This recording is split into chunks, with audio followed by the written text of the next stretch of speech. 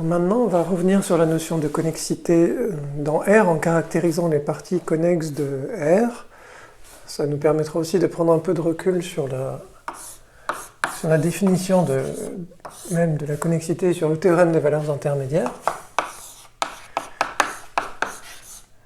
Alors, on prend une partie de R et on dit que A est connexe dans R, c'est-à-dire que l'espace métrique A muni de la distance induite par la valeur absolue est connexe si et seulement si, donc au tableau j'écris juste SSI, mais ça veut dire si et seulement si A est un intervalle.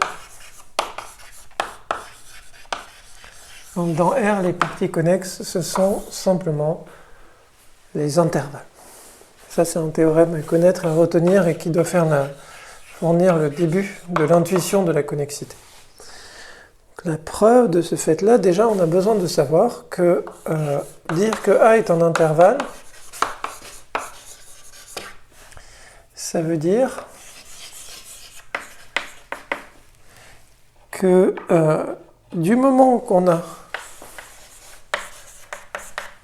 x, y dans A, et qu'on a un z quelconque, peut-être pas dans A, donc A c'est une partie de R, on prend deux points qui sont dans A et un point qui est seulement dans R, alors si z est compris entre x et y, alors z est dans la partie A.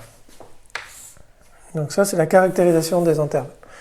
Ça c'est la propriété fondamentale qui caractérise les intervalles et qui ne fait pas la différence entre savoir si l'intervalle est ouvert, fermé, ouvert à droite, ouvert à gauche, etc. Donc c'est si je suis, du moment que je contiens x et y, je contiens tout l'intervalle ouvert entre d'extrémité x et y, ou bien sûr c'est pareil, tout l'intervalle fermé d'extrémité x et y, puisque j'ai supposé que x et y étaient dans A. Donc maintenant, on va faire la preuve en deux temps. Si A n'est pas un intervalle,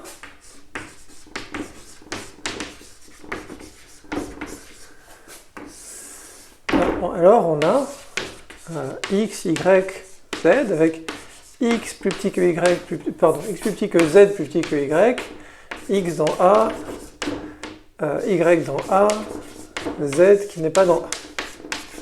Je viens de dire que cette propriété-là est fausse et ça se traduit par ça. Donc sur un dessin, j'ai un point z, un point x qui est ici, un point y qui est là. Et on avait dit que la connexité, l'intuition, c'était être d'un seul morceau. Ben là, on voit bien deux morceaux qui apparaissent. Une partie est ici, une autre partie est là, et ces deux parties sont disjointes puisque z n'est pas dans A. Donc on pose, disons, grand X égale... Alors grand X, c'est la notation que j'ai utilisée pour des espaces métriques. Bon. B, c'est A intersecté avec moins l'infini Z. Et on remarque tout de suite que c'est un ouvert de A, puisque ça, c'est un ouvert de R et je l'intersecte avec A. Et que c'est non vide, puisque X est dans B. X est strictement plus petit que Z.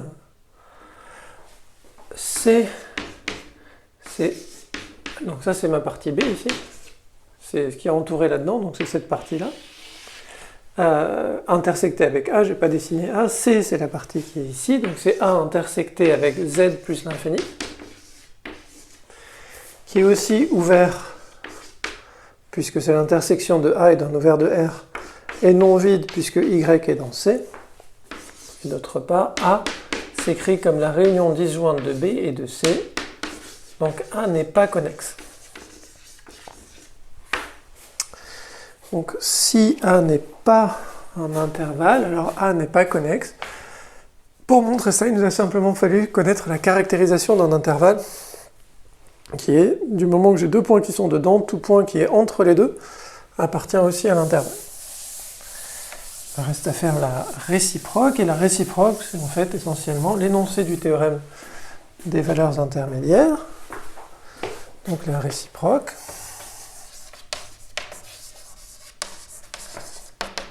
On maintenant suppose que A est un intervalle.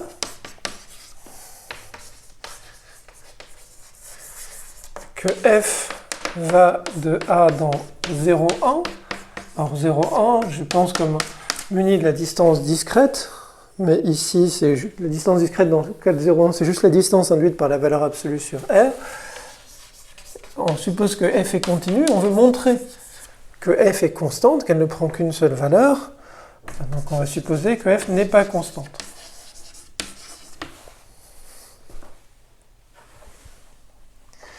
Et on va essayer d'obtenir une contradiction.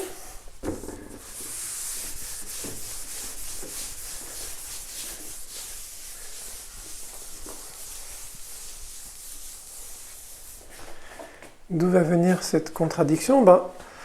F, on peut y penser comme une fonction qui va de A vers R munie de la distance induite par la valeur absolue et qui est continue, puisque ça c'est une partie de R, et F elle arrive bien dans R. Comme A est un intervalle, s'il existe, dire qu'elle est non constante, c'est dire, par hypothèse, il existe x dans A tel que f de x égale à 0, et y dans A tel que f de y égale à 1. Une fonction à valeur dans 0, 1, si elle n'est pas constante, c'est qu'elle prend à la fois la valeur 0 et la valeur 1. Le théorème des valeurs intermédiaires nous permet d'affirmer qu'il existe z dans A tel que f de z égale ce que vous voulez, n'importe quoi qui est entre 0 et 1, par exemple, 1,5, et ça contredit le fait que f est supposé être à valeur seulement dans l'ensemble 0. Donc le théorème des valeurs intermédiaires, c'est ce qui nous montre qu'un intervalle est connexe, et je vais juste finir cette vidéo par une petite parenthèse. Le théorème des valeurs intermédiaires, ça nous dit l'image d'un intervalle par une fonction continue est un intervalle. C'est exactement l'énoncé du théorème des valeurs intermédiaires.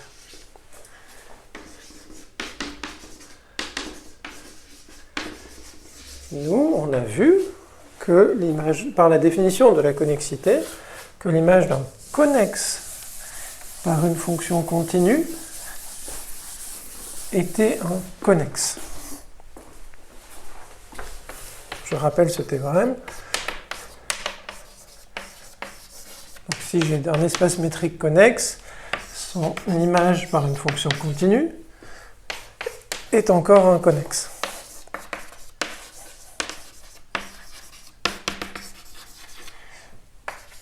Une fois qu'on sait que les intervalles de R sont exactement les parties connexes de R, on voit que ce théorème-là est un cas particulier de celui-ci, puisque dans R, intervalle ou connexe, c'est la même chose. Donc ça, c'est une généralisation dans le cadre des espaces métriques avec la notion de partie connexe du théorème des valeurs intermédiaires.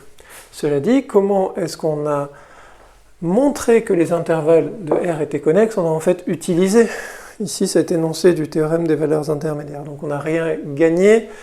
La preuve du fait qu'un intervalle de R est inconnexe, c'est exactement le théorème des valeurs intermédiaires classique qui nous a permis de le faire. Mais ce qu'on voit, c'est que ça, c'est un énoncé plus général que le théorème des valeurs intermédiaires auquel on est habitué. C'est exactement de la même nature. L'image d'un ensemble qui est d'un seul morceau, l'image d'un connexe, et par une fonction continue, est encore un connexe. Donc ce qu'il faut absolument retenir, c'est dans R, les parties connexes sont des intervalles. Dans R2 ou Rn, ou un espace vectoriel normé, ou des espaces plus compliqués, ce genre de choses ne va plus être vrai, les connexes vont être plus riches, plus compliqués à décrire. Ce qui se passe, c'est que dans R, on a une notion d'ordre qui se comporte bien avec la topologie, alors que dans les autres, dans R2 par exemple, c'est plus le cas. Et un intervalle, c'est quelque chose qui est en lien avec l'ordre. Si deux éléments et quelqu'un qui est entre les deux, alors il est préservé. Donc dans R, la structure d'ordre joue un rôle très fort sur les propriétés topologiques, et ça, c'est plus le cas en dimension supérieure.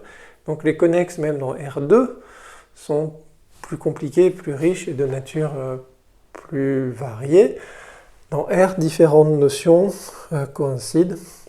Vous avez sûrement déjà entendu les mots, mais par exemple dans R, connexe, c'est pareil que connexe par arc, c'est pareil que convexe, on verra ça dans une vidéo très bientôt, alors que dans R2, ces notions ne coïncident plus. Voilà, et je vous remercie pour votre attention.